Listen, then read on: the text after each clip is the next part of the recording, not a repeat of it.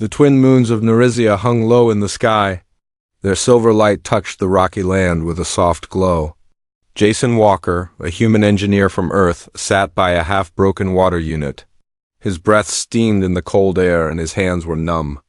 From hours of work, "Damn thing won't seal," he muttered, hitting the side of the pipe.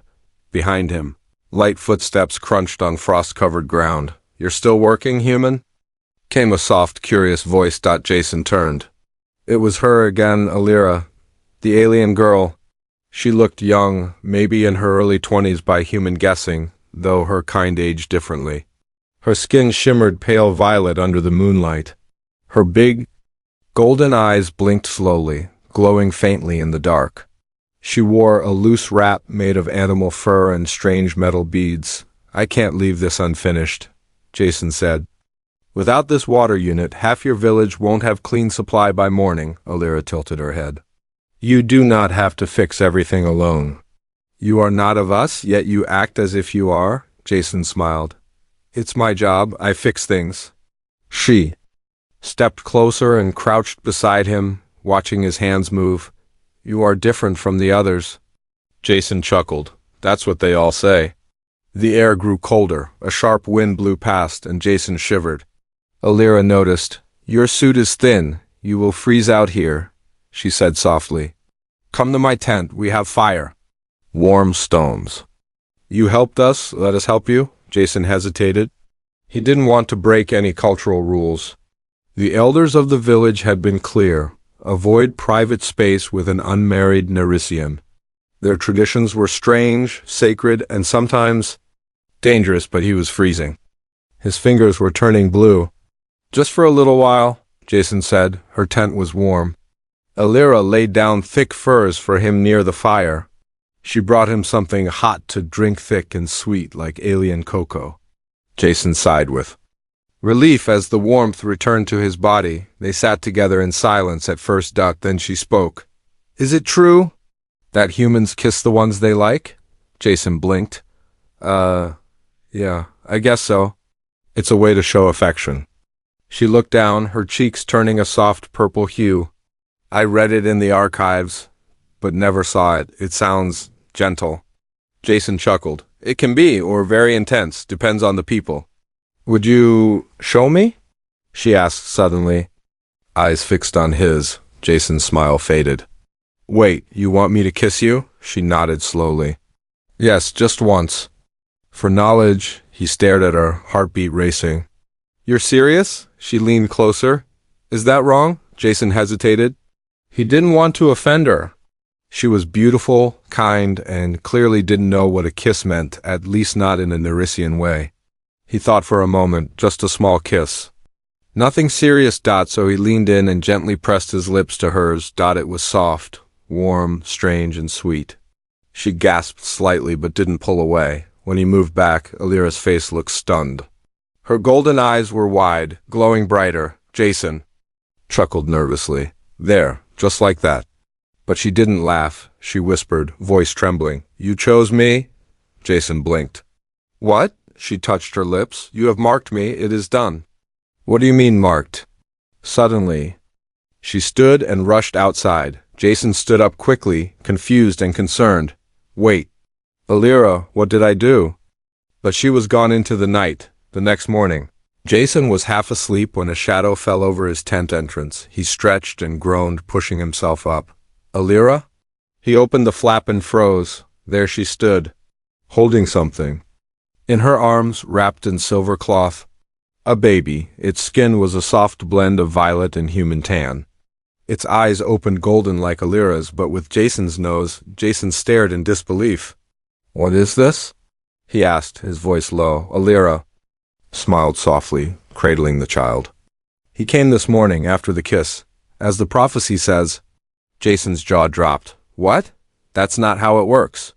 "That's biologically impossible." Alira looked confused. "The kiss sealed fate. You accepted me. You gave life." He stumbled backward. No, wait. This doesn't make any sense." But the baby cooed. And for just a second, Jason saw something in its glowing eyes, something Not of this world, asterisk. The entire village was silent, no one moved. No one blinked. Jason stood at the center, frozen, while every alien eye stared at him. From the elderly with silver-scaled heads to the little ones hiding behind their mothers. Even the warriors who never smiled now looked stunned. In Jason's arms, the baby, the one Alira had given him this morning. It looked up at him, golden eyes shining, a soft coo leaving its tiny mouth. Jason whispered to himself, "This has to be a dream." Alira stood close beside him, calm and proud. Like this was normal. Like everything was as it should be. "Bring the human forward," the elder finally said. Jason hesitated. Alira gently touched his arm. "It's all right. They only want to..." "Confirm what?" Jason hissed. "That I kissed you? That you brought me a baby the next morning like some kind of sci-fi Amazon Prime delivery?" "You don't understand," she said softly. "You broke the binding protocol. You kissed a Nerisian, and that means union." Jason wanted to scream. He was an engineer. He came here to repair water units, not be dragged into alien wedding, customs, and surprise fatherhood. Still, he stepped forward. The elder was tall, her horns curved like spirals of bone. She leaned over her staff and looked at the child. Golden eyes, mixed skin, psychic pulse detected. "It is true." Whispers rose in the crowd like a wave. "He made a starburn. A human. It's never happened before." "They said it was myth." Jason felt sweat on his back. The elder turned to him. "Human, do you accept your bond?" Jason blinked. "My what now?" "The soul bond," the elder explained. "You kissed her. It's ancient law. Body meets body, spirit binds. And when spirit binds, life begins." Jason's voice shook. "But it was just a kiss." "It wasn't. You don't just make a baby overnight from a kiss." Alira frowned. "Our kind does. If the bond is real, you must have truly meant it." Jason stared at her. "I didn't mean to. I thought you wanted to learn." "That is how truth works," she said quietly. "It does not need permission to take root." One of the warriors stepped forward, eyes cold. "This changes everything. A human now holds royal blood." Jason's heart skipped. "Royal?" Alira looked at the ground. "I am daughter of the spirit matron.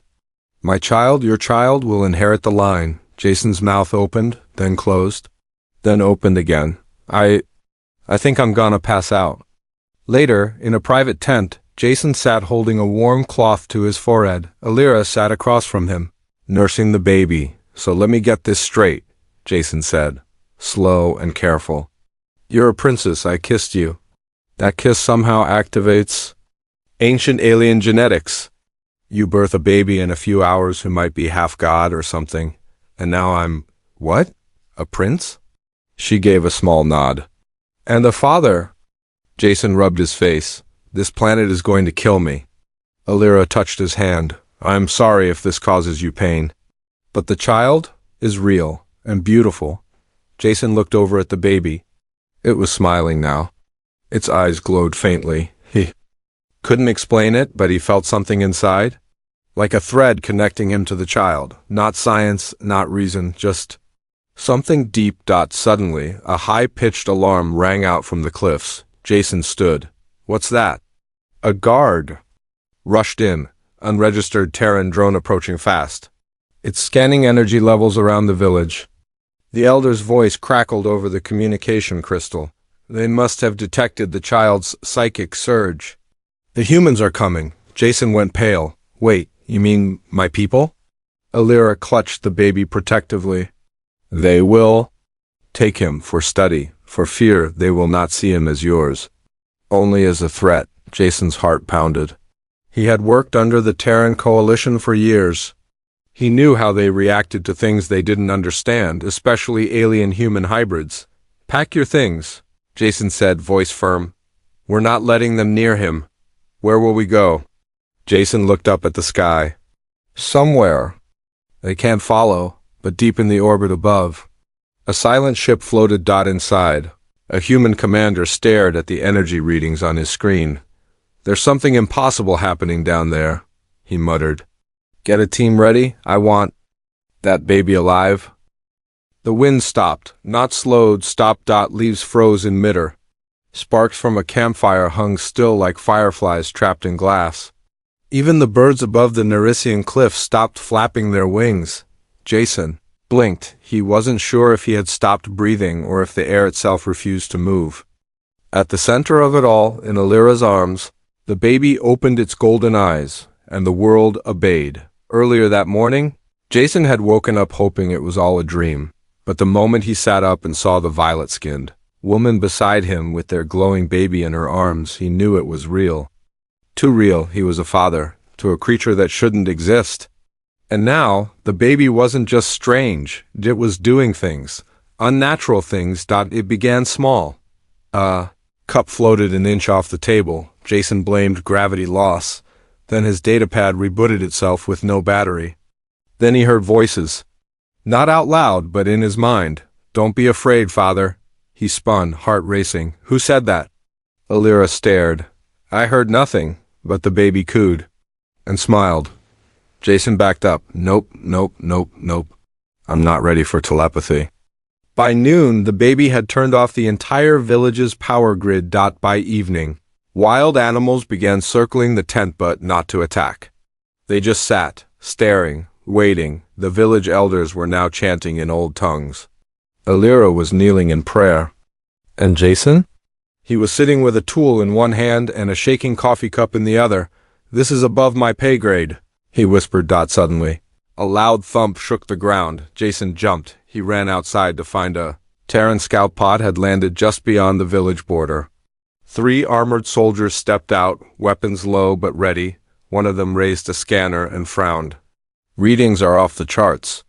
Something in this area is messing with magnetic fields and psychic bandwidth. Jason cursed it under his breath and rushed to intercept them. Wait, I know what you're picking up. It's not dangerous. The commander, a tall woman with silver armor, narrowed her eyes. Jason Walker, you've been off-grid for 13 days. Care to explain the unnatural energy spikes and the biological anomaly detected in your tent? Jason swallowed. Listen, it's complicated. Alira stepped out, holding the baby close. Its golden eyes stared straight at the soldiers. The commander gasped. Is that? Jason nodded slowly. Yeah, that's my son. The baby blinked. The scanner in the soldier's hand exploded. Weapons were raised instantly. Alira stepped in front of her child. Stay back, Jason shouted. Don't hurt them. He's just reacting, but it was too late. The commander touched her earpiece. Initiate lockdown. We need extraction. We're taking the hybrid, Jason snapped. Like hell you are? He stood in front of Alira and the child. You'll have to go through me. The soldiers hesitated. The wind returned, but it whispered now. Not like air, but like voices. Old, ancient voices. The baby glowed. Its tiny hand lifted toward the sky, and the clouds parted like curtains. A golden beam shot down and wrapped around him. Everyone stepped back, even the soldiers. The commander whispered, This isn't just a hybrid. Jason stared, eyes wide. This is evolution. Later, in the Elder Chamber, the village council met with Jason. They confirmed what they feared and hoped. The child was a starburn, a rare fusion of human adaptability and Nerisian psychic heritage.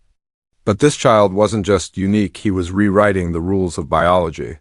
His DNA was self-shifting, correcting flaws, adapting to threats, and learning at terrifying speed. One elder said, if left alone, he may become the bridge between species. Another warned, or the weapon that breaks the galaxy apart. Jason sat quietly outside the chamber, staring at his shaking hands. He didn't want power, he didn't want fame. He just wanted to fix water units. And now he was holding the future of the galaxy in his arms. Alira came and sat beside him. You regret it?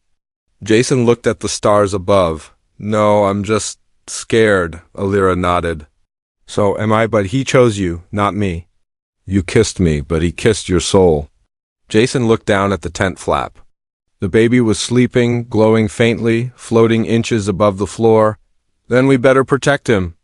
Because the galaxy is coming, and they won't come with love. Asterisk, the child sneezed. That was all. Just a tiny, sleepy sneeze, but it sent a shockwave through the mountain. The sky shimmered. Animals fled. And 3 Terran satellites in orbit suddenly crashed into each other. Jason saw the explosion in the sky. 3 fireballs blooming like falling stars. He didn't say a word. He just stared down at the baby. His baby who yawned and blinked with glowing golden eyes. "We're in so much trouble," Jason muttered. 3 hours later, a fleet appeared in orbit. Not just Terran, ships from the Trinari Union, the Zex Dominion, and even rogue scavengers began circling the atmosphere of Nerizia. They weren't here for peace. They were here because they wanted the child. Inside the stone meeting hall, chaos reigned. Alien elders shouted. Alira clutched the baby close, her tail twitching in fear. Jason stood in the middle of it all, trying to understand how one kiss had turned into a galactic emergency. "They will take him," one elder yelled. "The Terrans will use him, the Zex will clone him, the Union will dissect him." Another voice added, "He is a weapon to them." Jason slammed his fist on the table. "He's not a weapon, he's my son." The room went silent. Alira looked up at him with wide eyes. The elder stared. Jason's voice lowered. "I didn't ask for this, but I'm not giving him up." Outside, ships descended like metal vultures. One by one, they landed at the edge of the village. Terran Marines stepped out in full armor. Zex elites cloaked in dark exosuits stalked the trees. Trinari. Diplomats in floating chairs whispered through translators. The message was the same. In every language, surrender the hybrid child peacefully, or prepare to be removed. Jason held the child tighter, his hands shaking. Alira stood beside him, calm but afraid. "Jason," she whispered, "they're not going to wait much longer." "I know," he said. He looked at the child. The baby was smiling.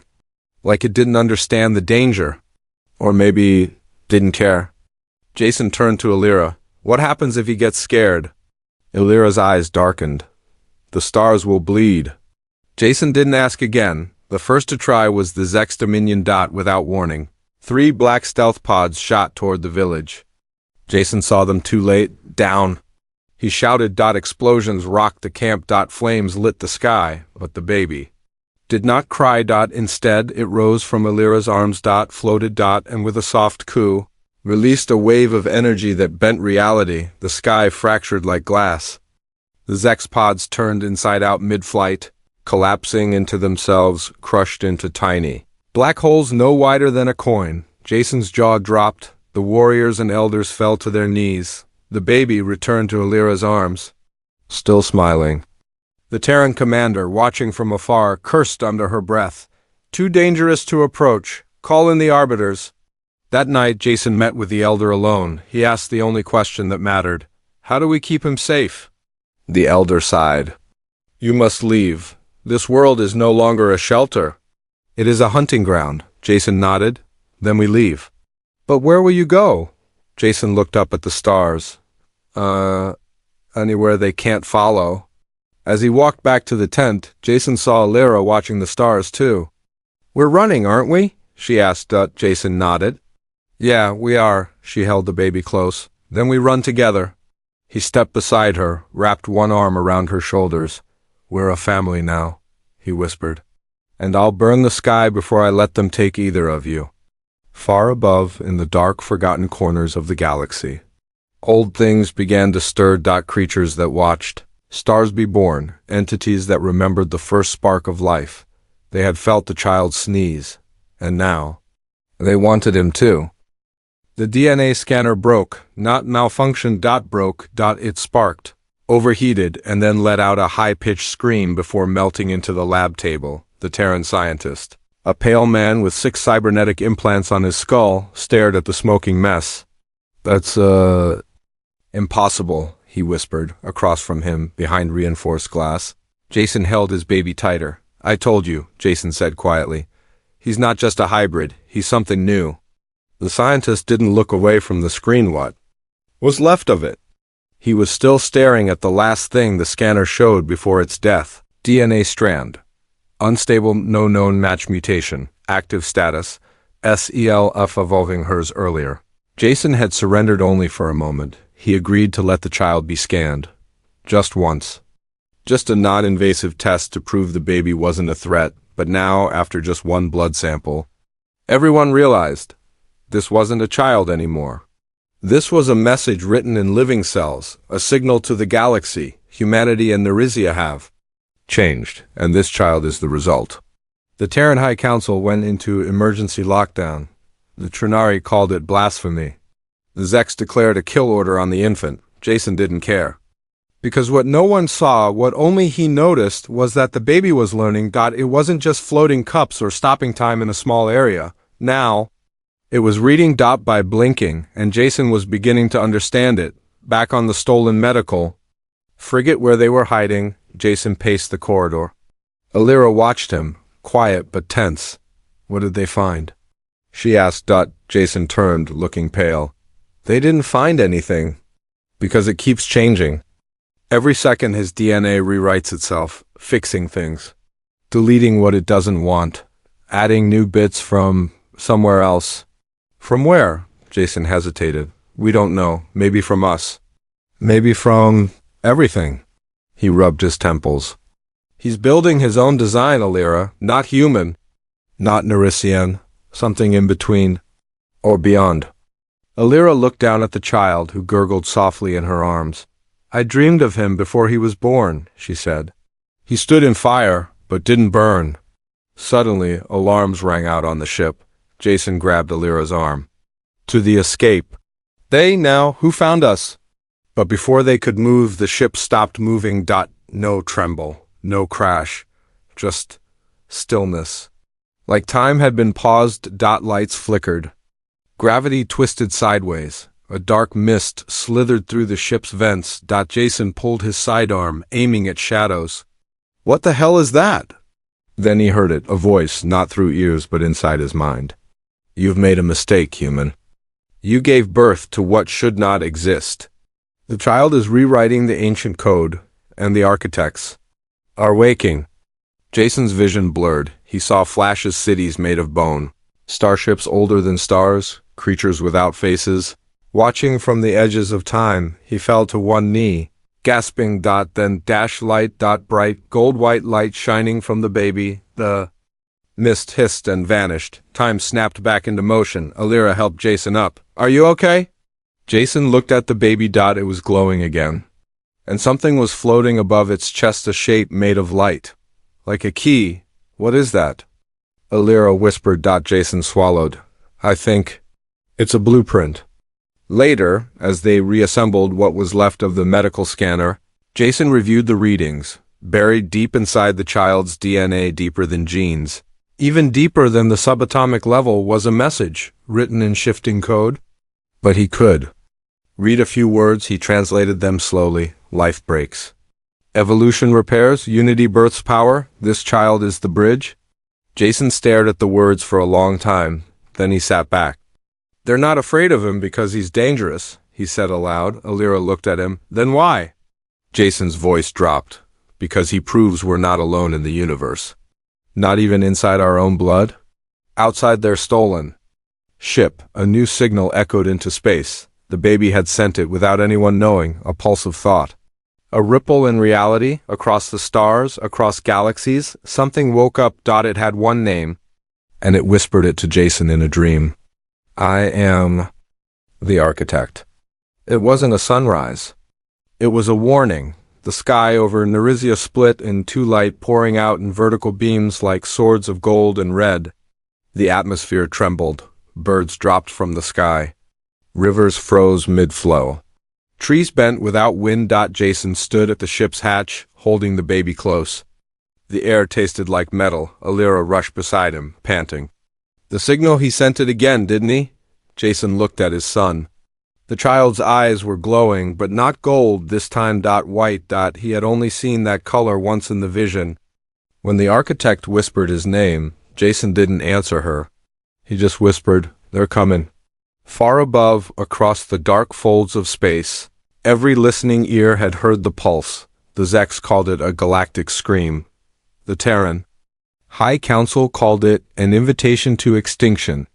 But the ancient ones, the ones buried in black holes and dead stars, they understood. The bridge had been activated, and the bridge had legs. It was running. Power up the engines. Jason shouted to the crew of the stolen ship. We leave. Now, but there's no course, one of the aliens shouted. Where are we going? Jason locked eyes with Alira, who nodded slowly. Anywhere with shadows, Jason replied. Because if the light catches us, we're done. The ship lifted off, rumbling as it tore away from the ground. Outside, alien ships were already converging, not just military. Collectors, priests, scientists, mercenaries, everyone wanted the child, some to worship, some to experiment, some to destroy. As they rose higher into orbit, the baby suddenly reached out his hand toward the cockpit. Glass. He said no words, but Jason felt it again, that pressure in the mind. A thought too big for language, Alira gasped. He's guiding us. Jason looked at the nav screen. New coordinates appeared, ones the ship didn't recognize, a system without a name, coordinates too deep into dead space. Beyond what should be reachable. Jason didn't hesitate. Plot the course. We go where he tells us. As the engines jumped to hyperspace, reality stretched. But not cleanly. The baby had bent space not through tech, but will. Jason held on as time buckled. He saw things in the warp, faces and lightning, voices whispering. Through metal, for a second he thought he saw himself, older. Standing beside a throne, then it was gone. They were through. The ship dropped out of hyperspace into a void. No stars. No light. Only one thing ahead, a floating structure the size of a moon, shaped like a cracked eye, a forgotten station orbiting. Nothing. Jason narrowed his eyes. What is that? Alira whispered, It's not on any map. The baby pointed. Jason nodded. Then we land. Inside the structure, the air was cold, silent, but the lights turned on as they stepped in before. Their boots touched the floor. Jason looked around. The halls were ancient, built from silver stone that moved like water. Symbols floated in the air, glowing, shifting, living. Is this a station? Jason asked. Alira shook her head. It's alive. The baby smiled, and the walls opened. Chamber revealed itself at the center. A cradle made of starlight and memory. Jason walked forward slowly, then a voice, not the architect's, but a woman's, filled the chamber. Welcome, traveler. You carry the bridge. Lay him down. Let the next phase begin. Jason flinched. No, I don't trust you. You don't have to, the voice replied. But the child already does. Jason turned. The baby had floated from his arms. He landed gently in the cradle. The chamber pulsed once, then again, then something began to wake. Suddenly, back in the galaxy, hundreds of ships lost control. Systems fried, lights blinked out. Messages scrambled, a new message spread everywhere. The bridge has been planted. Stay away. Evolution is not yours too. Command. Jason knelt beside the cradle, hands trembling. What have we done? He asked. Alira took his hand. No, the real question is, what has he become? And behind them, the walls opened again. Not revealing a door, but a mirror. Inside it, Jason saw three reflections, one of him as a father, one of him as a warrior, and one with a crown of light. He whispered, No, that's not me. But deep inside, something already knew. He took his first step, and the stars followed. Not with noise, not with fire, but with silence, the kind that comes before a storm, when even time dares not breathe. The child, no longer cradled, no longer giggling, stood alone at the center of the ancient chamber. His feet touched nothing, yet he rose above all. Light rippled from him, not just around his body, but through space itself. Jason watched in awe. His sunborn from one accidental kiss now glowed brighter than the twin suns above. Alira clutched Jason's hand, eyes wide, breath caught in her throat. He's not a baby anymore, she whispered. Jason nodded slowly. No, he's something else. The chamber was no longer a room. It had become a gateway. Outside, fleets hovered, warships locked in aim. Worlds paused their conflicts. The galaxy had come to see a child, but what they found was a judge. A voice boomed, not from a mouth, not from a throat, but from everywhere at once. I am the bridge, born of two, shaped by many. I am the start and the rewrite. Jason gasped. He hadn't heard a single cry from his son before this, and now, the child spoke like a god. The fleets outside began to panic. Terran ships scrambled their communications. Zex destroyers charged weapons. The Trinari launched psychic shields. "Stop," the voice said again, and they all stopped, mid-motion, mid-thought. One word from him and entire navies froze. Jason stepped forward. "What are you doing, son?" The glowing child turned his head, eyes white gold like miniature stars. "I am choosing." "You gave me life, father. She gave me form, mother. But I must choose my meaning." Alira stepped forward. "Choose what?" The light around the child flickered, showing memories in the air. Jason's first kiss, Alira's soft laughter. The night of the attack, the first scan, the voice of the architect. The crushed Zex pod, the rising fleets, the screams, the silence.